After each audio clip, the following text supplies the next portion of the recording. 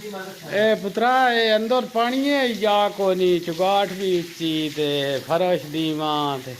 ये अप्लाई पर डालने है ना जैसी जी। अच्छा सट्टा करिए प्लास्टर। अच्छा ये खाना ये वे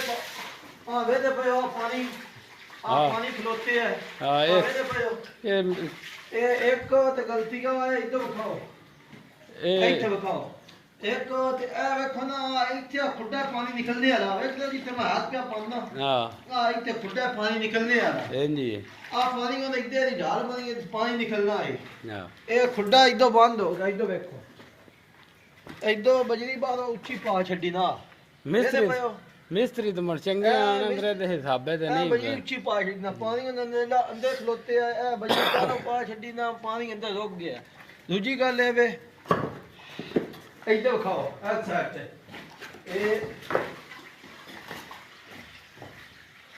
ਇੱਥੇ ਇਹ ਵੇਖੋ ਨਾ ਇਹ ਚੁਗਾੜ ਜਿਹੜੀ ਹੈ ਨਾ ਚੁਗਾੜ ਇਹ ਉੱਚੀ ਲੱਗ ਗਈ ਹੈ ਇਹ ਪਾਣੀ ਖਲੋਤੇ ਆਂਦੀ ਹੈ ਇਹਦੇ ਪਏ ਸਹੀ ਹੈ ਇਹ ਚੁਗਾੜ ਉੱਚੀ ਲੱਗ ਗਈ ਹੈ ਬੜਾ ਕੰਮ ਹੈ ਕੈਮਰਾ ਅੱਗੇ ਲਿਆਓ ਅੱਗੇ ਕੈਮਰਾ ਲਿਆਓ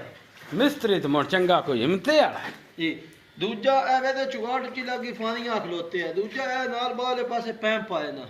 ਪੈਂਪ ਪਾ ਕੇ ਨਾ ਉੱਤੇ ਮਸਾਲਾ ਪਾ ਛੱਡਿਆ ਇਹ ਚੁਗਾੜ ਥੱਲੇ ਮਸਾਲਾ ਕੱਢ ਕੇ ਪਾਣੀ ਨਾ ਕੱਢੀਏ ਤੇ ਗਿਆ ਪੈਂਪ ਨੇ ਪੈਂਪ ਉੱਤੇ ਜਿਹੜਾ ਉਹ ਮਸਾਲਾ ਪੈ ਗਿਆ ਵੇਲੇ ਪਏ ਹੁਣ ਇਹਨੂੰ ਪਟ ਗਿਆ ਇਹਨੂੰ ਪਟ ਗਿਆ